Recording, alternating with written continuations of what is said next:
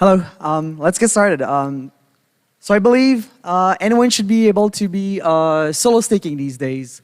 My grandmother, she would have been 95 this year. She died 5 years ago, but even her should be able to do it. She was pretty good with Facebook, but along the way, she might be struggling. So let's check these out. Solo stakers are important. We've heard a few of these before. They're the strong force keeping the original Ethereum ethos alive, including decentralization, credible neutrality, censorship resistance. So we should get more of these guys, and we should be helping them when they need support. So the first one, where to start? Well, this is a good question. Discovering resources can be initially hard for some. I had some fun this week. I went on Google and I searched how to stake on Ethereum. And some of the resources that I got, some of the page that I got were quite not as I'd like. Like I got a bunch of like these centralized custodial services, which are not ideal to me. This struggle should be very easy to overcome eventually if you're persistent. The second one, I like this website called staking.directory.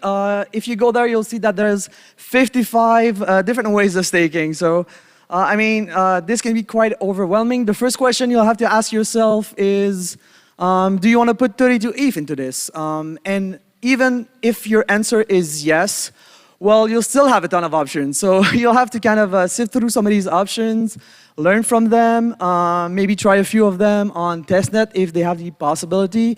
If the answer is no, you don't have 32 ETH to put into this. There's a lot of other options too. So make your own research, see what fits your use case. I like this little box called that node. We've seen it. It's great. You just plug it in, it works. But if you want to go to a different path, you want to build your own machine, you'll have to figure out the hardware. You'll have to figure out how much memory you want to use. You'll have to think about the CPU, what kind of SSD, what kind of bandwidth you'll have to provide the device with. We have good resources on this. I would like to improve the resources in terms of bandwidth because the numbers there are quite fuzzy. But this eventually should be easy to resolve as well. Now that you've got your machine, how are you supposed to install and configure everything? If you're a tech expert, you're familiar with the command line interface, this should be very easy for you. If you're not, I've got some great news. We've now got a good amount of easy-to-use tools with graphical user interfaces and automation. So you should be using those. I'm not going to be naming names here, but if you want, I can give you a few after the talk. Use those tools, they're much easier than anything else. So you've got your machine, you're plugged it in, it's installed, and it's running. How do you know it's working? One of the challenges that many people are having is simply accessing your client logs. So getting to reach the log and trying to figure out like, what this log message mean is quite challenging, unfortunately. I wish some of these devs would make it easier for us to reach. But eventually, you'll figure out that your node is syncing and its sync is completed. I like this little known website called Beacon Chain. Just go there, put your validator keys in. You'll see if your validator is active and working properly. This one is interesting. This is probably the biggest challenge people will face. Hopefully not too many people will do. Networking can be quite challenging.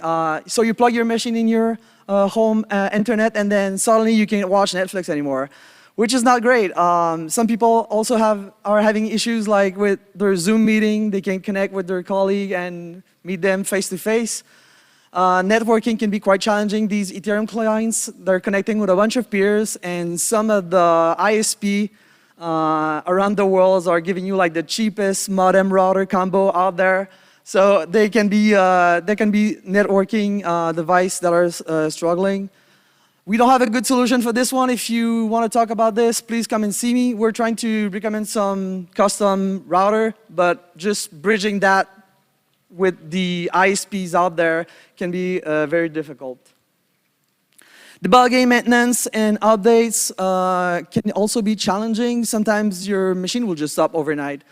Use some of this tool that I've been talking about, the tool that makes it easy to install and set up everything. They often have like sections on how to debug everything.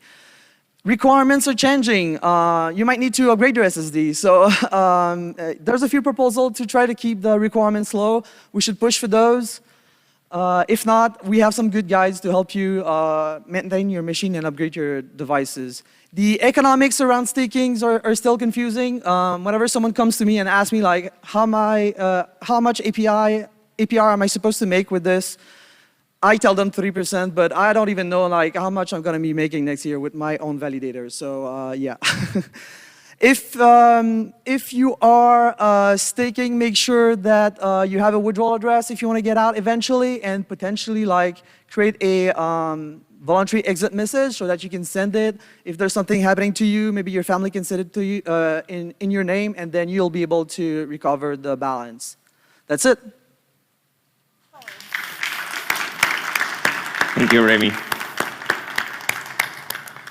So, any questions for Rémy?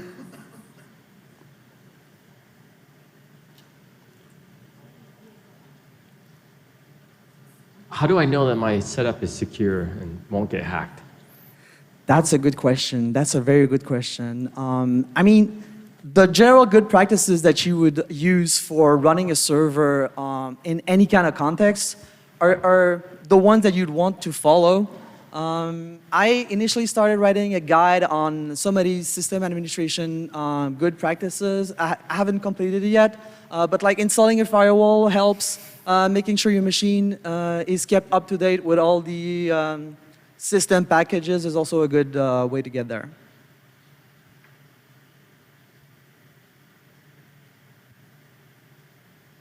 Any other question? Yep.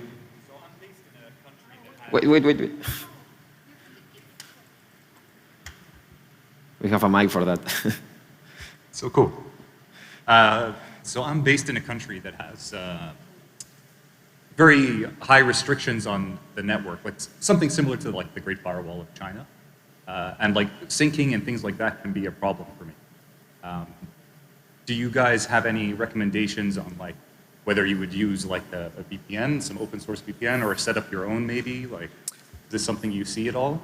That's a good question. We haven't had many users facing this issue, but using a VPN would essentially be the way to go. Setting up a VPN can be challenging if you're not a tech expert, but maybe there's not that many like commercial VPN offerings that are good because you have to open ports, and then they don't like having people using a bunch of these P2P connections on these VPN, but like you can buy a cheap VPS and then set up your own. If you need help, we can help you with that one.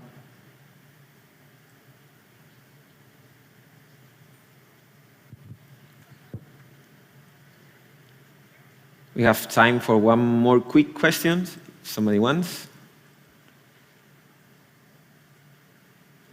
Oh, we have one.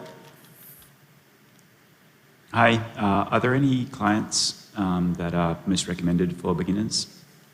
Can you repeat, please? Are there any clients that are most recommended for beginners? For what? Beginners.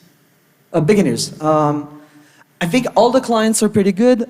Installing them can be a challenge, but like you should be really using some of these tools that are making this very easy to install. If you want to talk with me afterwards, I can give you a few suggestions for the tooling around it.